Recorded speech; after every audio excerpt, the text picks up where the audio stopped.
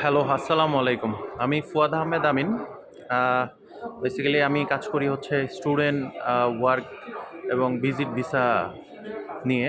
তো আজকে ভিজিটরদের জন্য একটু পরামর্শ দিচ্ছি। সাপোজ যেমন কিছু ভিজিটর আছেন যারা তারা হয়তো চিন্তাভাবনা করেন যে আপনারা আহ, সাদা পাসপোর্টে ভিসা করবেন বড় কোনো দেশের। তারা হয়তো অনেক সময় চিন্তা ভাবনা করেন যে ভাই আমি একটু টাকা বেশি দিব, আমাকে যে কোনো একটা দেশের আছে যেমন ইউরোপ, আমেরিকা আরও অন্যান্য দেশের ভিসা করে দেওয়ার চিন্তা ভাবনাটা করেন। হ্যাঁ, তো আমি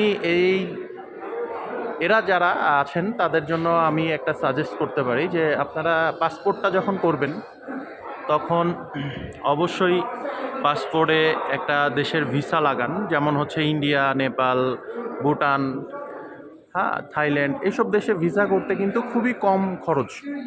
ঠিক আছে? এবং আপনারা যারা এইসব দেশের ভিসা নিয়ে খুব চিন্তিত বা কিভাবে ঘুরবেন তারা আমার সাথে পরামর্শ করতে পারেন। আমি আসলে ভিডিওটা শর্ট করে দিচ্ছি।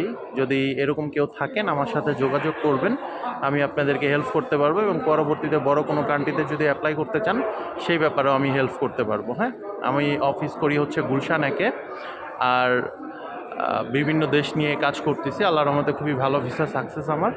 সো অবশ্যই যোগাযোগ করবেন যারা বড় কোনো দেশে ভিসা হিসাবে যেতে চান। তবে অবশ্যই আগে ছোট কিছু দেশ ভিজিট করবেন, আর সেগুলো ভিজিট করলে আপনাদের জন্যই সুবিধা।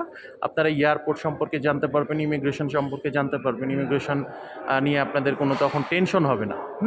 অনেকে থাকে ইমিগ্রেশনে অনেক টেনশন, চিন্তাভাবনা, কী প্রশ্ন করবে, কী করবে, এগুলো নিয়ে চিন্তা করে।